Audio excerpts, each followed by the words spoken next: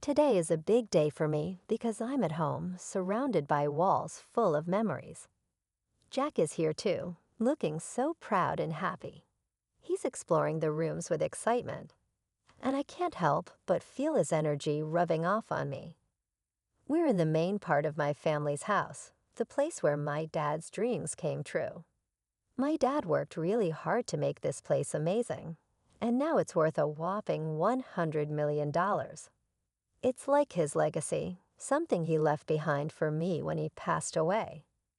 Now, without my dad by my side, my husband wants a piece of our family's legacy. He insists that what used to be mine alone should now belong to both of us. But I know better.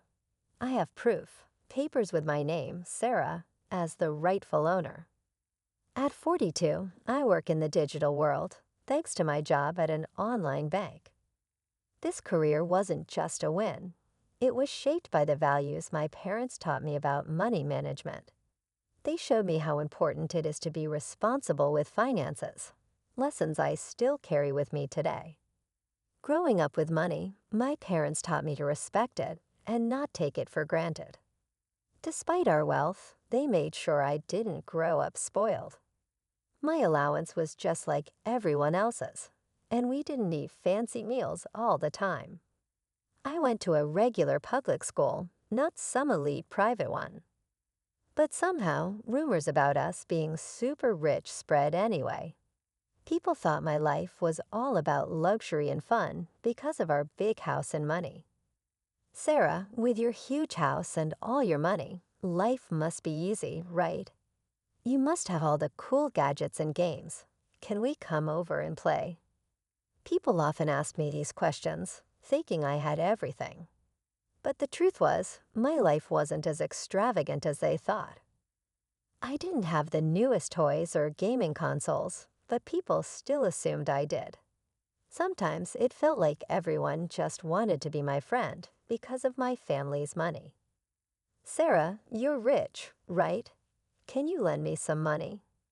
People asking for money always made me uneasy. It felt like they didn't understand the values my parents taught me. Then I got into a tough spot when I accidentally broke Maria's gaming console. I didn't have any money at that moment, which made things even worse. Around the same time, Julie and I became classmates. She asked if I had told my parents about the accident, but I was too scared of disappointing them.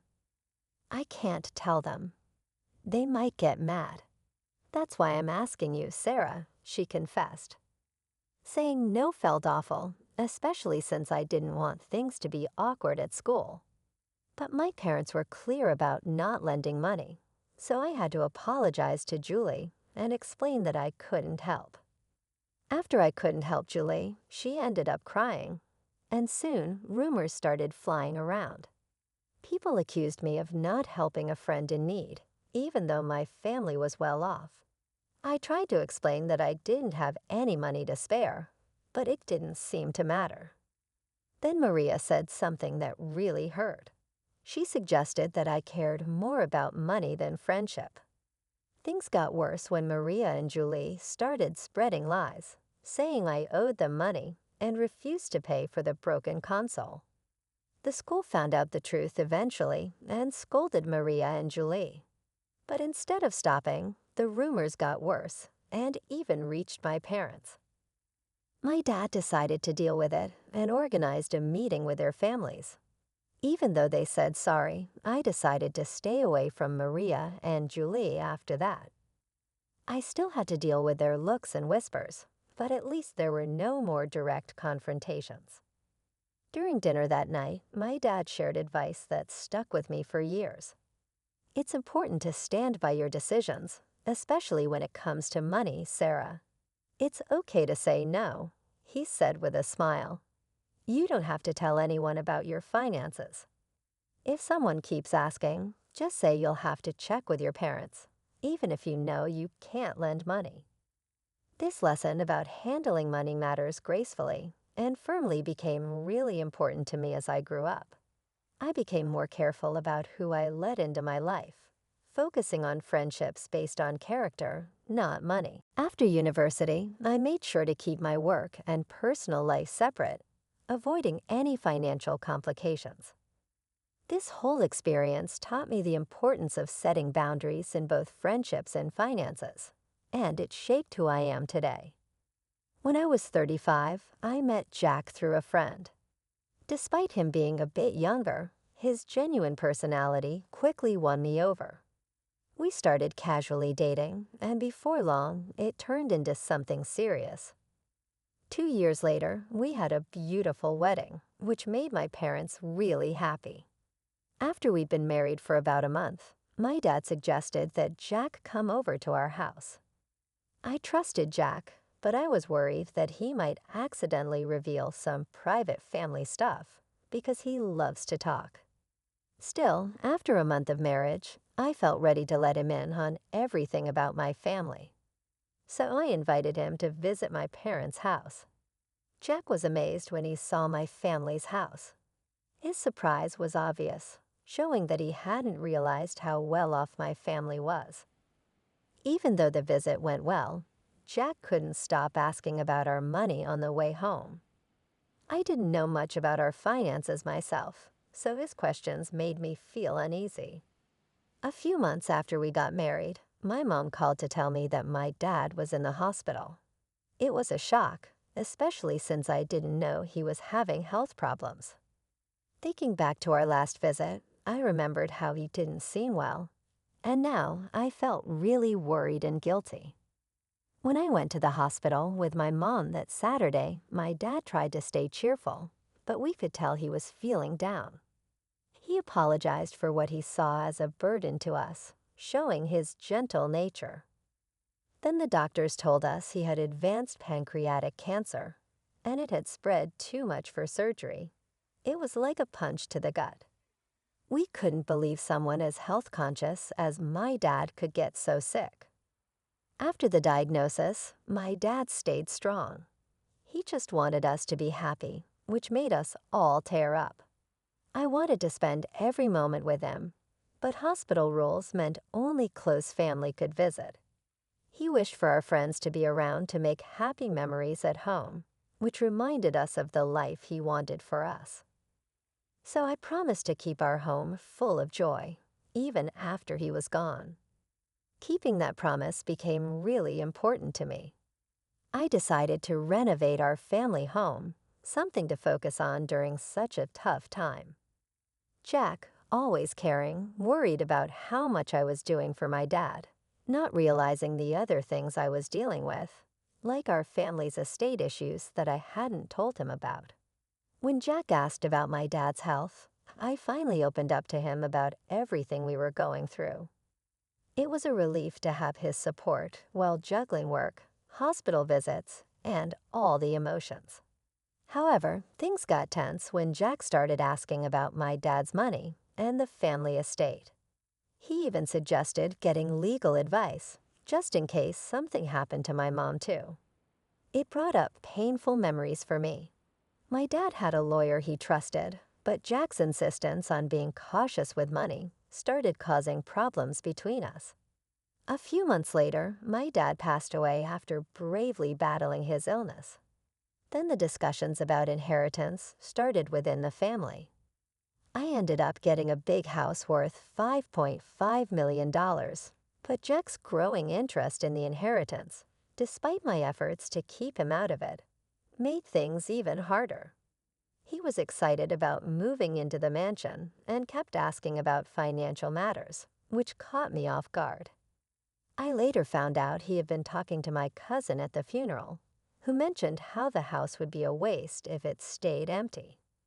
That just made things more complicated. Despite my attempts to explain to Jack that the inheritance wasn't something we shared, he didn't seem to listen. Our relationship started getting more hostile because of it. Even though he was at my dad's funeral, Jack didn't help out with the memorial services or the legal matters that followed.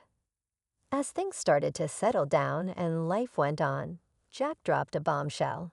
He told me he had changed the ownership of my family home to his name and had legal papers to prove it. I was shocked and hurt. Not only did he break my trust, but it also showed a huge lack of respect for our relationship and the boundaries we had. Dealing with inheritance issues brought up bigger problems in our marriage. We had to rethink what we valued, how much we trusted each other, and where our relationship was headed. When Jack told me he had changed the ownership of our family home without telling me, I was devastated.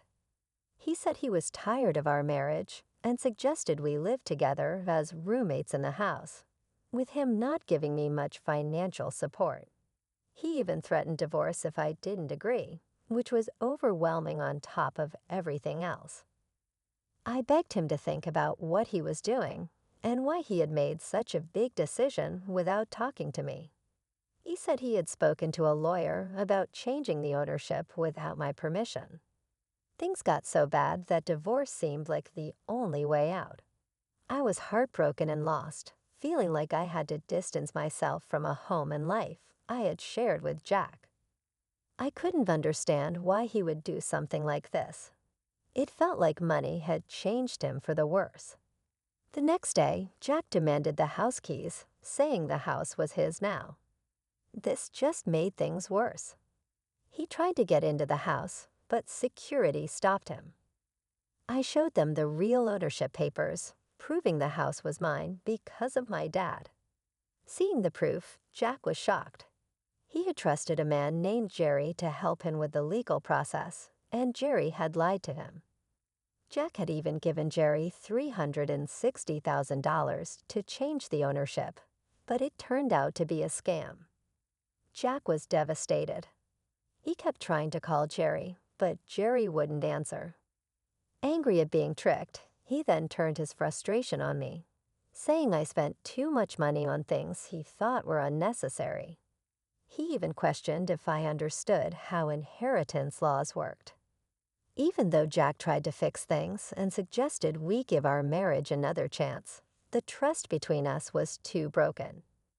I asked the security guard to help him leave, closing a painful chapter of my life.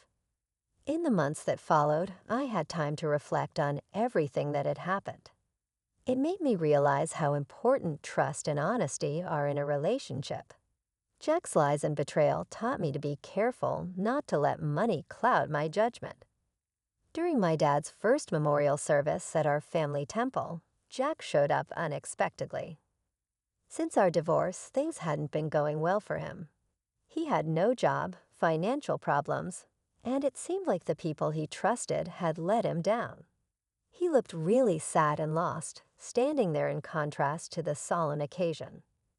As he tearfully tried to apologize, his presence unintentionally disrupted the memorial, causing a commotion among my relatives. Despite his emotional distress, I had to ask him to leave, and security had to step in. It was a difficult moment, especially during such a solemn occasion, leaving me with mixed emotions, but also a strong desire to move forward and leave the past behind. I decided it was time to leave my parents' home, something I had been planning for a while. I found a new place to live, cutting ties with Jack for good. Meanwhile, Jack kept coming to the family property, which we had turned into a rental villa. My mom and I ran the villa together, transforming it into a welcoming place for many people to visit and enjoy. On his side, Jack seemed to be trying to make positive changes. He got a new job and was focused on starting over. Turning our family home into a rental villa not only honored my dad's vision, but also created a beautiful space for guests from all walks of life. The villa, known for its stunning views and beautiful garden, became very popular. We hosted all sorts of events there, from small weddings to big family parties. Working on it with my mom brought us even closer and made us really happy. As the villa became more successful, we decided to add more stuff to make it even better. We put in a swimming pool, a cozy outdoor lounge, and a fun area for kids to play. We were really committed to making sure our guests had an amazing time, and it paid off. The villa became a top spot for people looking for a peaceful getaway and unforgettable experiences. This whole project wasn't just about making money. It was about making my dad's dream come true and creating special memories for our guests. Taking care of the villa's garden filled me with a deep sense of happiness. Seeing our family home turn into a place where people could come together, have fun, and make lasting memories made me really proud. I could almost imagine my father looking down with pride at what we had accomplished, bringing his dream to life. This venture not only fulfilled his vision, but also gave us financial stability and a sense of freedom.